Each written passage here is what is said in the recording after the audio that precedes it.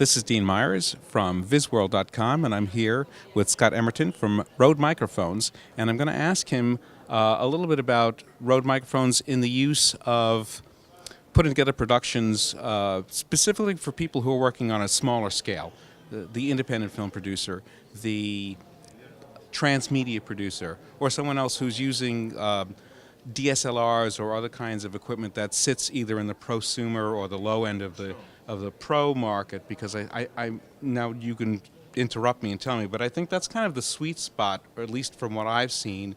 That's where an awful lot of your marketing drive is, and where a lot of the products go.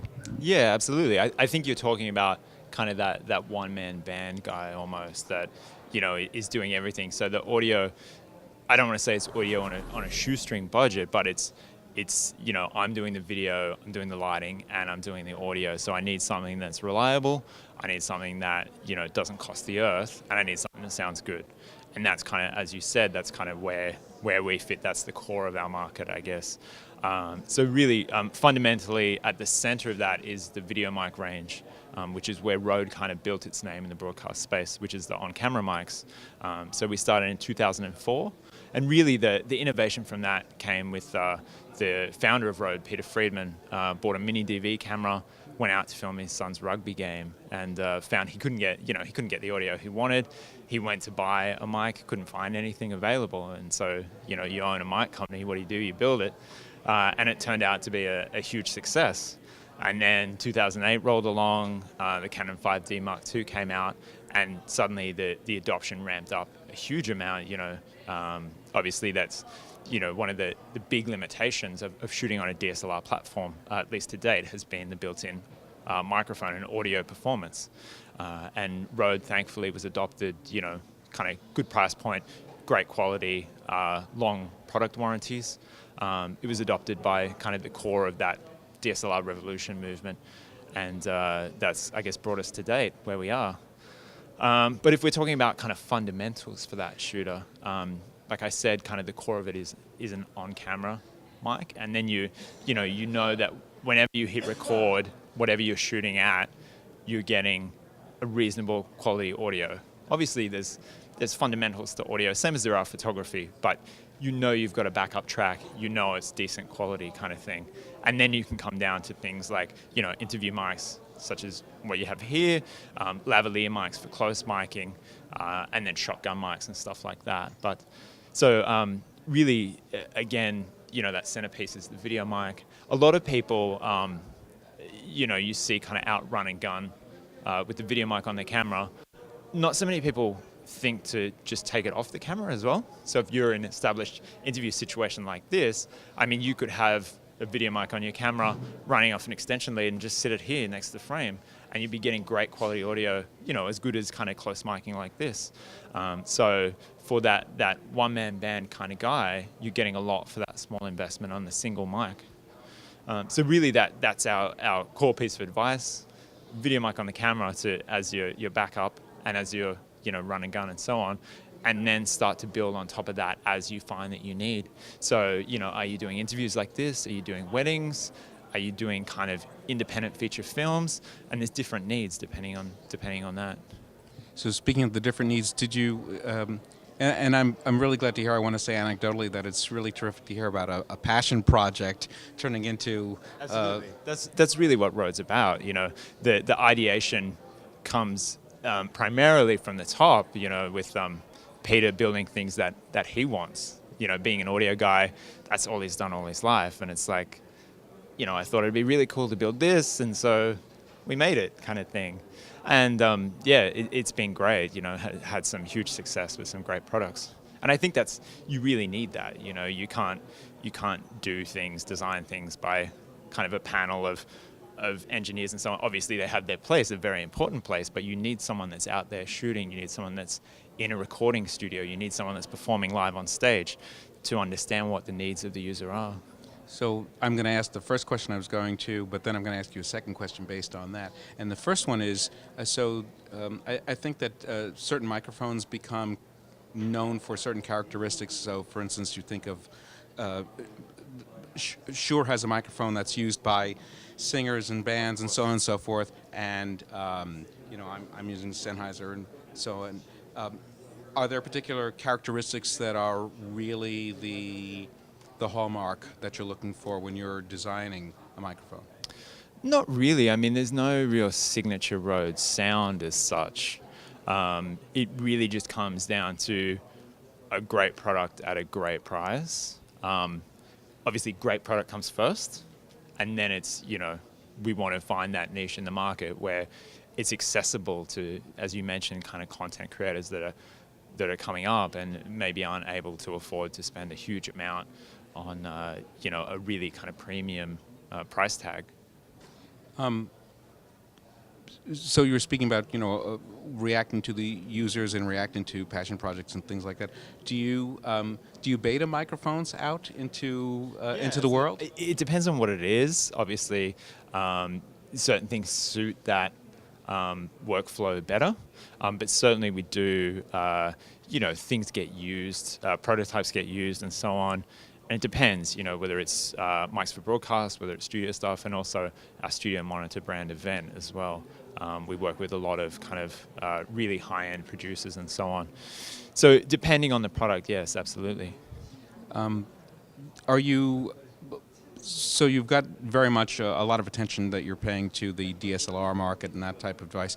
What about the other devices that people are turning into film studios? iPads, Android devices, so on and so forth. I just, Movie, for instance, the whole idea with Movie is that you can take your GoPro, stick it into the Android, and do the entire editing right there. And I'm thinking, well, that's great. Well, what are they doing about the sound? Yeah, absolutely. So we did, we've kind of brought out a platform for that, which is based around the RodeRec app, which is iOS based, and that basically is a whole field recorder in your pocket, on your iPhone or your iPod Touch or your iPad even. So really leveraging that, instead of a Zoom H4n or whatever that you might carry around an independent device, you just use whatever's in your pocket. The other advantage of that that we found or that we designed into the product was, say I'm an independent, I'm directing or shooting an independent feature film. I've got a scene with 2 actors, 3 actors, 4 actors at once. How do I grab that audio? Am I using a shotgun to boom audio? And if so, it's very difficult. You've got to be a talented boom operator to get 4 different people, follow lines, and so on. If I want to have a lavalier mic on everyone, okay, so there's 4 mics, and then I've got to buy 4 wireless packs, and then I've got channel issues, and then I've got a mix. So what we did, we brought out a product called the Smart Lav, and it's a lavalier that plugs directly into your iOS device. So basically, if you've got an iPhone running our RodeRec app, plug the Smart Lav in, clip it to your collar, and then record straight to the device. So I've got those 4 actors again in the one scene, just all running into their iPhones, hit record, put it in their pocket, do the scene. At the end of the scene, either just connect to the computer and download all the tracks and then put them together in Pluralize or Premiere or whatever you're using, sync them up perfect, or you can sync to Dropbox or SoundCloud as well. Yeah. Interesting. Which brings me to another question. Tell me a little bit about the competition that you all are running, because that's you're sort of in the heat of it. I think, what is it, June is when the awards are going out? The end of May. So we announced it at the start of March, and then there's 3 months to kind of get your entry in. But it's an international short film competition. So really, I guess the idea is to get people that own Rode mics out and shooting, give them an excuse to go and have a kind of a project, and really reward them for what they're doing. So the basic mechanic is go out and shoot a short film less than 5 minutes, and then include behind the scenes reel that shows you using a Rode mic, and also kind of educate people on how you're doing what you're doing, because that's become a big part of content creation, I think, and that's how people learn nowadays, is by watching what other people are doing. And those, you have like really high profile filmmakers and so on that are doing those tutorial videos, really helps people. That's rather than kind of getting a book or whatever, you just go on YouTube and see how someone else is doing it, and that's how you learn. But basically, shoot the short film, BTS as well along with it, showing a Rode mic in use, and then submit it on the website, which is MYRODEREEL.com, by the end of May. And then we've got a number of prizes that you could win. Total prize pool, we say it's US $70,000, which is a lot of, it's all film gear, a lot of film gear. I'm pretty envious of the winners. In actual fact, we're probably closer to the 80,000 mark now. Since we launched, we kind of added a few more things in. So there's 3 high-level prize packs. The first being a judges pack. So we've got Philip Bloom, Ryan Connolly, and Devin Graham, who are independent filmmakers. They're going to be judging. So that comes down to them. They'll look at the films, editorially make a decision. Yes, that's the winner. The second of the 3 major prizes is a People's Choice. So that comes down to, you can view all the entries online and then the public can vote for it. So really, it's, I guess, whichever is the most popular video online can win a prize, which is the same size as the judges pack. And then the third is the behind the scenes, and that's judged by Clinton Hahn, an independent filmmaker, and Olivia Speranza, who's a kind of gear and tech enthusiast. So all 3 prizes are around kind of equal value, all really big. They're basically turnkey shooting packages. So they include cameras from Blackmagic, lenses from Zeiss, tripods from Miller, and so on. There's a ton of stuff, including some Rode mics, of course. Of course. Yeah, and then there's 6 smaller category prizes. So best soundtrack, best non-English or foreign language film, best cinematography, best sound design, and a few other as well. So there's a lot of opportunities to win a prize, yeah. And given that most people are out kind of shooting projects anyway, I think it's, hopefully a great idea. How's the response been so far? Because we're saying we're about a month into it now? Yeah, a month into it. We did run a similar film comp at the end of 2012 called Road Rockumentary, and that was tied to, it was like shoot a music video and so on. And that was great, that ran really well. We're basically, we're hoping to get about twice as many entries this time because significantly bigger prize.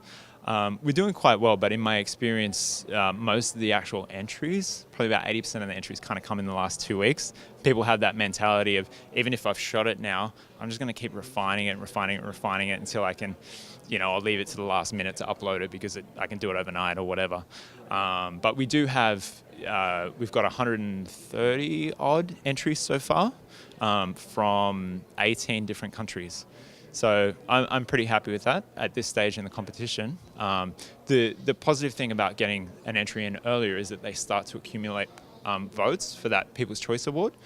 So there are a lot of short films that have been uploaded that have started to get a good following online. And obviously we're promoting those films as well to the people that have registered interest in the competition.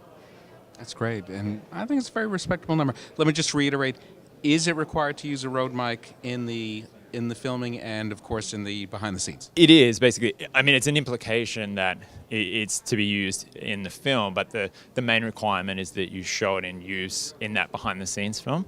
But I mean, to be honest, most people we know that are in that space that are shooting kind of independent films, they have a video mic or, they know someone with a mic. So I don't think it's a huge ask. I think most people are in a good position. And we have seen a few people that have shot stuff recently anyway where they had that content. So we've had a couple of entries, in the first week where people said, look, over Christmas, I shot a short film, with my friends or my family or whatever. I've already uploaded the BTS and so on. And that meets the requirements of the competition. Great. That meets our objective of having people out there shooting and using their Rode products in the field. That's great. So what's to come in terms of technology, products, or other types of markets? Are you going to stick with this? You're going to stick with this line? Is that that's your DNA, and you're going to stick to it? Yeah, I mean, we're always looking to innovate where we can, and we're looking for gaps in the market. Where I guess that's where Rode was born, right? There was it was either expensive and good or kind of crappy and cheap, and there was a big gap in the middle, and there's still some opportunities for that now, I think. But it's really wherever we can offer value to the users. And it fits within our core competency, that's where we'll go. But again, the iOS platform and Rode Rec, we see some great opportunities there. We're going to continue to innovate in that space. That's great. And just one last thing to figure out, we've talked about the kind of person who's shooting with it. What's the price point, more or less, of if you're going to be using it for, let's say, that kind of infinite film project? It depends. I mean, you can start. We've got a product that we released at the end of last year called the VideoMic Go, and that's kind of your entry level on camera mic. There's no batteries, there's no switches or anything like that, so it's super user-friendly. That starts in the US at around $99. The Smart Lab that I mentioned is about $59, $60 here. And then most of the core of our users, like DSLR users, would be on the Video Mic Pro, which I believe in the States here is about $229. And that's a pretty serious, you're getting professional level results from that. Well, great. Thanks for your time. Cheers, good Dean. luck with the new products, and good luck with enjoying the rest of the show. I ultimately have to watch all the entries that come in to the film comp, so I'm looking forward to spending a solid weekend of watching them all, but along with the judges maybe. Great, and we'll ask VisWorld people too to both make entries if they wish, and to also go and check out Rode's website and take a look and see if they've got the interest to turn out something that might be a competition winner. Absolutely. Thanks so much, Dane. My pleasure. Thank you. Cheers.